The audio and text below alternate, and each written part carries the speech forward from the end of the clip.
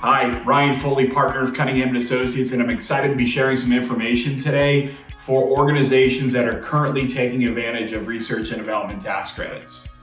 First, if you're taking advantage of R&D tax credits, congratulations. As I'm sure you're aware, the benefit, the monetary benefit, the tax reduction is a really great way to reduce your taxes and ultimately be able to reinvest in your organization, especially today where cash flow is a priority for the vast majority of businesses.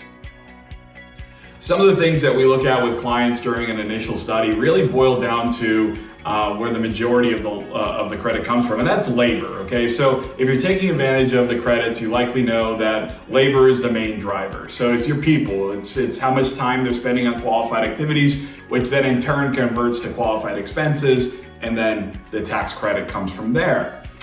Some of the areas that we often see are overlooked and something that you may want to consider paying attention to during the calculation for 2020 is process improvement. So if you're in an industry where process improvement qualifies, for instance, manufacturing, there might be some additional qualifying expenses you can pull in, specifically when you start getting into individuals that wouldn't normally be involved in, say, your engineering department or the people that primarily are conducting the research.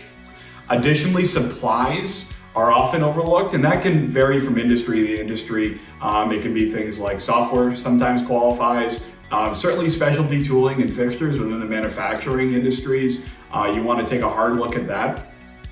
Additionally, one of the things that often gets overlooked are subcontracted expenses. So if you're subcontracting qualifying activities, for example, if you're in, say, the construction industry and maybe architecture, engineering, or BIM modeling, those are all things that would be subcontracted, or if they're not done in-house.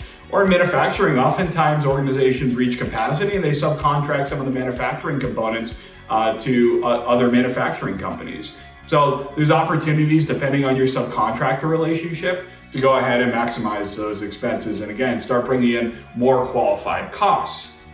The other thing that we highly recommend if you're taking advantage of research and development tax credits is normally the credit is calculated on an annual basis. So you go through your 12 months of your tax year, and then somewhere in the first 1 to 4 months after the close of your tax year, you start gathering information.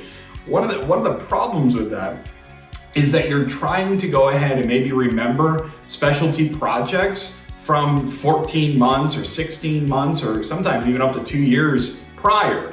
One of the things that we recommend is adding in a management review process every 3 months, quarterly, or in the very least twice a year. Take a look at maybe some special projects that your organization did where you had to bring in some subcontractor specialty tooling. Maybe there's some prototyping in there, and ultimately try to go ahead and document those activities so that your calculation, one, at year end, you're gonna be able to maximize that, your qualified expenses, and two, you're gonna streamline the amount of effort it takes at year end, so you're not trying to scramble, pull that information together.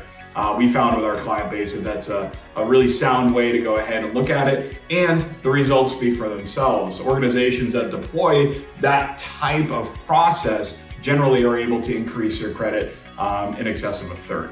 So hopefully this information is helpful. Hopefully there's some action steps you can take at your organization today. Certainly we're here for as a resource, and you can reach out if you have any additional questions or want to unbox this further. Talk to you soon.